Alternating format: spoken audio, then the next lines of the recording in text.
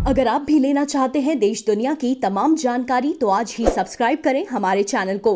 साथ ही नीचे दिए बेल आइकन को जरूर दबाएं ताकि हर अपडेट आप तक पहुंच सके।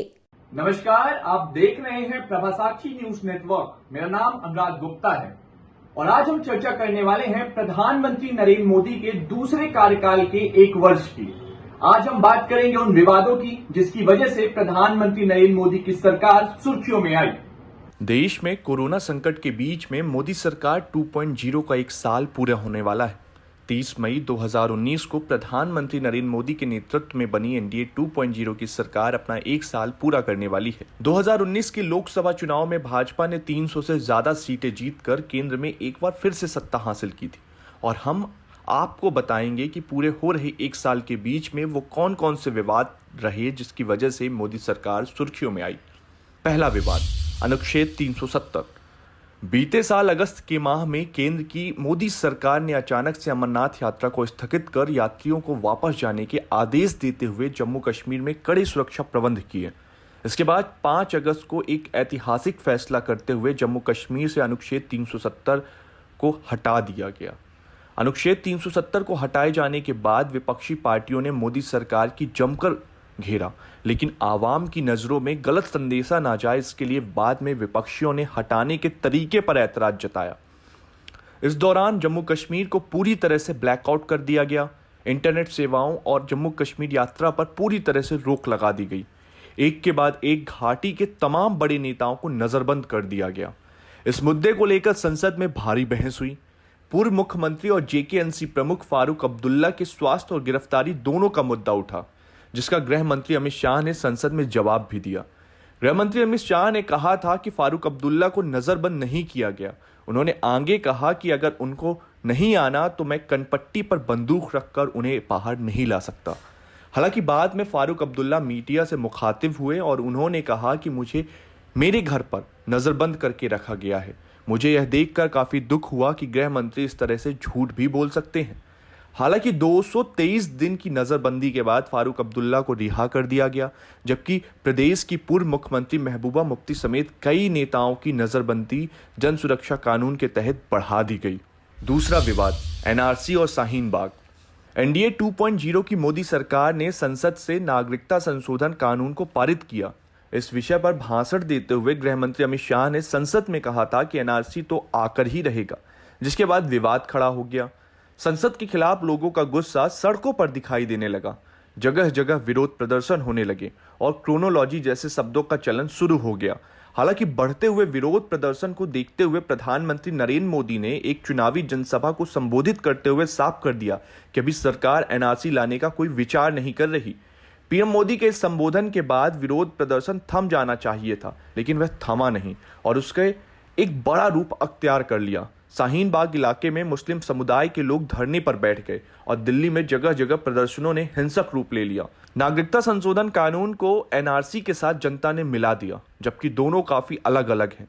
देश में नागरिकता अधिनियम 1955 में मोदी सरकार ने संशोधन किया, जिसके मुताबिक 31 दिसंबर 2014 को या उससे पहले अफगानिस्तान, बांग्लादेश और पाकिस्तान से भारत आए हिंदुओं, सिखों, बौद्धों, जैनों, पारसियों और ईसाइयों को अवैध प्रवासी नहीं माना जाएगा। इस अधिनियम के पारित होने के बाद देश भर में विरोध प्रदर्शन देखने को मिला और एक बड़ा विवाद हो गया। मुस्लिम और गैर मुस्लिम के बीच नागरिकता के विषय पर बहस छिड़ गई। हालांकि सरकार ने स्पष्ट कर दिया कि वह नागरिकता संशोधन कानून को वापस नहीं लेने वाली, जिसके बाद यह बहस एनआरसी पर आकर ठहर गई और शाहीन बाग जैसे इलाकों का जन्म हुआ। शाहीन बाग इलाके के जन्म से मेरा मतलब विरोध प्रदर्शन से था। तीसरा और अहम विवाद, जवाहरलाल नेहरू विश्वविद्यालय विवाद। जेएनयू में फीस बढ़ोतरी हुई, जिसके बाद 11 नवंबर को छात्रों में सबसे बड़ा विरोध प्रदर्शन किया। विश्वविद्यालय के दीक्षांत समारोह के दिन छात्रों ने मानव संसाधन विकास मंत्रालय से बढ़ी हुई फीस वापस लेने की मांग की और फिर छात्रों ने समारोह का बहिष्कार भी किया। हालांकि बाद में मंत्रालय ने कमेटी भी बनाई और छात्रों से कक्षाओं में लौट जाने का अनुरोध भी किया था, लेकिन छात्र फीस को वापस लिए जाने के मुद्दे पर अड़ गए।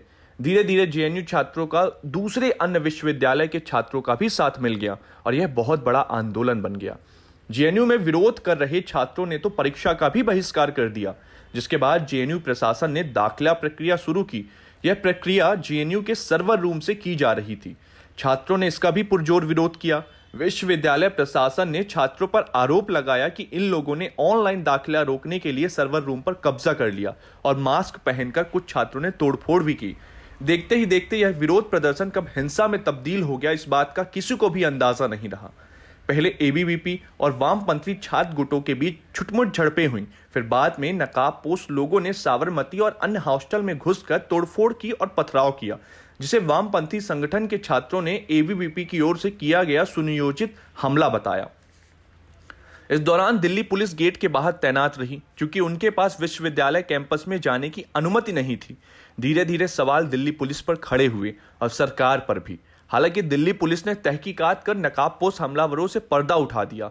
वहीं जामिया मिस्लिया विश्वविद्यालय के कैंपस में पुलिस द्वारा छात्रों को बुरी तरह पीटे जाने का मामला भी सामने आया था। बता दें कि भरत नगर में स्थित सूर्या होटल के पास में स्थानीय लोग सीएए का विरोध कर रहे थे। 15 अगस्त की रात जामिया इलाके में हिंसा भड़क गई। दिल्ली पुलिस अराजक तत्वों के जामिया मिलिनिया विश्वविद्यालय में घुसे होने के संदेह के चलते परिषद में दाखिल हुई। छात्रों का आरोप है कि दिल्ली पुलिस ने लाइब्रेरी में आंसू गैस की गोले दागे और छात्रों के साथ मारपीट की। इतना ही नहीं, छात्रों ने आरोप लगाया था कि पुलिस ने परिषद की नाकेबंदी कर दी ताकि जख्मी छात्रों को इलाज कराने से रोका जा सके। चौथा विवाद, तड़के सुबह मुख्यमंत्री बने फडणवीस। महाराष्ट्र में विधानसभा चुनाव हुए।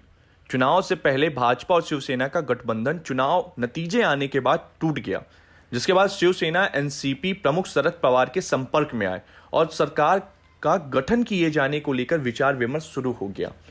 इस दौरान महाराष्ट्र में राष्ट्रपति शासन लागू था। शरद पवार ने शिवसेना और कांग्रेस के साथ सरकार बनाने की बात भी कर ली, लेकिन मंत्रालयों के बंटवारे और मुख्यमंत्री पद को लेकर अभी भी संशय बना हुआ था कि किसे कौन सा मंत्रालय दिया जाए और कौन मुख्यमंत्री होगा।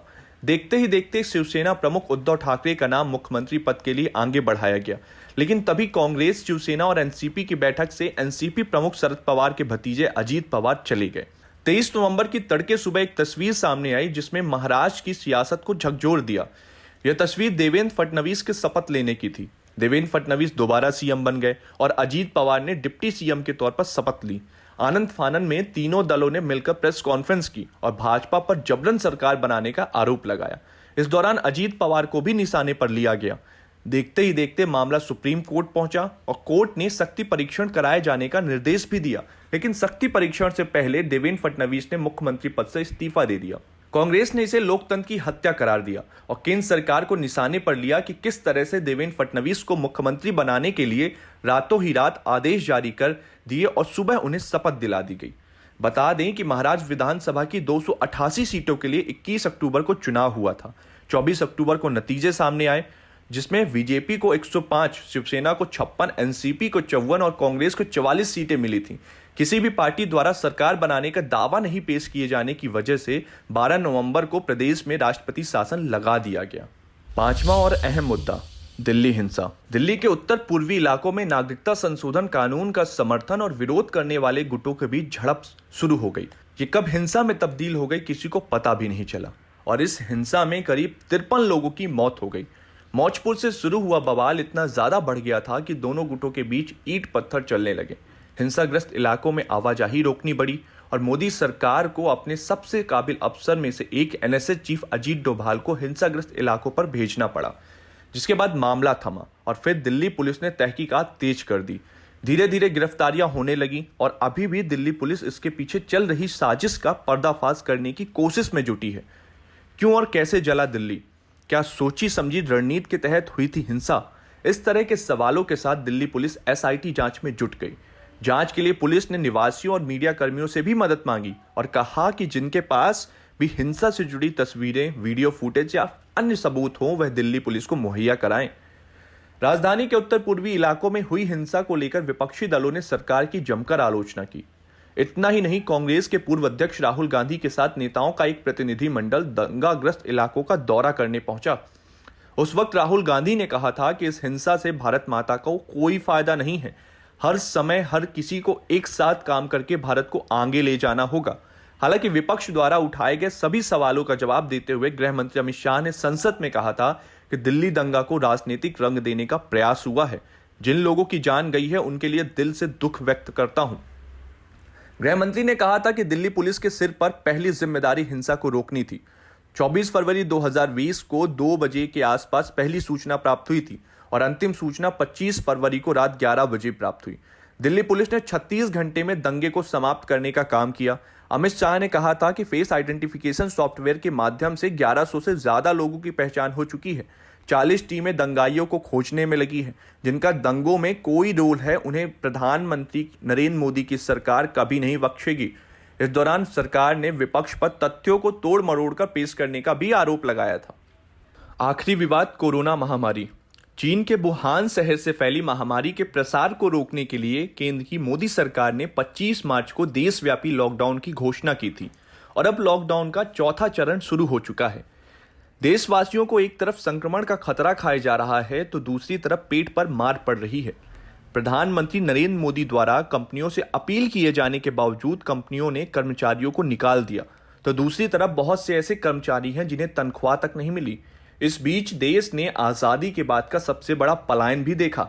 यह पलायन शहरों से गांवों की तरफ हो रहा था। बेबस लाचार प्रवासी मजदूर अपने घरों की तरफ जाने की आस लगाए बैठे रहे, तो कुछ ने पैदल जाने का ही निर्णय किया। प्रवासी मजदूरों के घर वापसी के मुद्दे पर ध्यान खींचते हुए विपक्ष ने रेल किराया देने का मुद्दा उठाया, जिसके बाद सरकार का स्पष्टीकरण भी आया और 85-15 के अनुपात से केंद्र और राज्य द्वारा किराया देने की बात कही गई। सरकार के स्पष्टीकरण के बावजूद विपक्ष ने प्रवासियों से किराया वसूलने जाने का आरोप लगाया। वहीं इस संकट से उबरने के लिए और अर्थव्यवस्था को पटरी पर लाने के लिए सरकार ने 20 लाख करोड़ रुपए के आर्थिक पैकेज का ऐलान भी किया, जो भारत की जीडीपी का 10% है। इस विषय पर कांग्रेस सरकार ने पुनर्विचार करने का अनुरोध करा और गरीब मजदूरों के खाते में सीधे वित्तीय सहायता देने की अपील की। इतना ही नहीं, पी चिदम्बरम ने दावा किया कि सरकार की ओर से घोषित पैकेज में सिर्फ 1,86,650 करोड़ रुपए की वित्तीय प्रोत्साहन राशि है, जो भारत की जीडीपी का सिर्फ 0.91% है।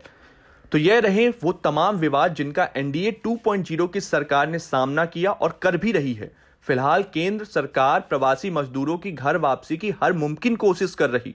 इसके बावजूद केंद्र और राज्य सरकार के बीच आपसी तालमेल के चलते ट्रेनों और बसों की सुविधाएं चलाई गई हैं। हालांकि इन सुविधाओं के बावजूद प्रवासियों की संख्या इतनी अधिक है कि वह पैदल घर जाने को मजबूर है।